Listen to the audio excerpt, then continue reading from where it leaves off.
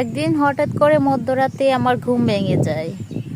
সেটা ছিল আনুমানিক 12টা 30 মিনিট। সেই মধ্যরাতে আমি একটা ভয়ঙ্কর স্বপ্ন দেখছিলাম। স্বপ্নটা ছিল এরকম: আমি স্বপ্নে অন্ধকার রাত্রিকে প্রশ্ন করতেছিলাম যে, রাত্রি, তুমি কি জানো যে তোমার অভিজ্ঞতা কি মানুষ সম্পর্কে? রাত এত গভীর রাতে মানুষ, তোমার আশেপাশের মানুষগুলো কী করে, তুমি কি জানো? তাদের সম্পর্কে কিছু আমাকে জানাও।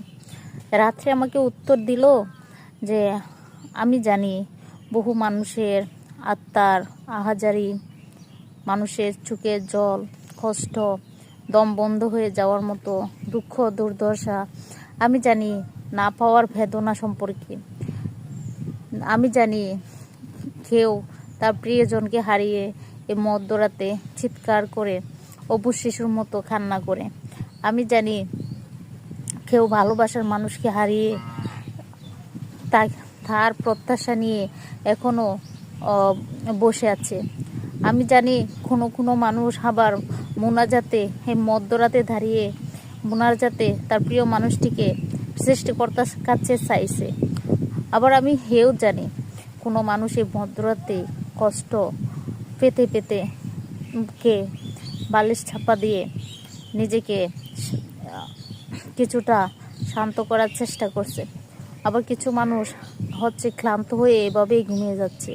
আমি আরও জানি কিছু মানুষ ভয়ঙ্কর রকমের সিদ্ধান্ত নিতে চলছে। যেমন ভয়ঙ্কর তারা ভাবতেছে তাদের জীবন অতিষ্ঠ, তাদের জীবন শেষ, তারা আর কিছুই করতে পারবে না, এরকম ভাবতেছে। তারা ভাবতেছে তাদেরকে পরপারে চলে যাওয়া উচিত।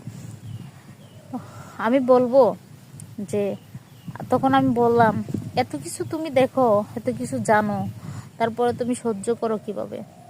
তখন বলে, যার জীবনেই এত কালিমা, এত অন্ধকার, এত দুঃখ দুর্দশা আমি তো নিজেই অন্ধকার।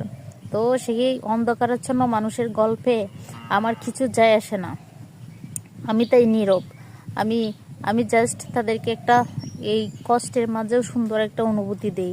কারণ আমি আসি বলেই তারা এভাবে মধ্যরাতে সুন্দর করে কান্না করতে পারে, তাদের মনের কথাগুলো শেয়ার করতে পারে।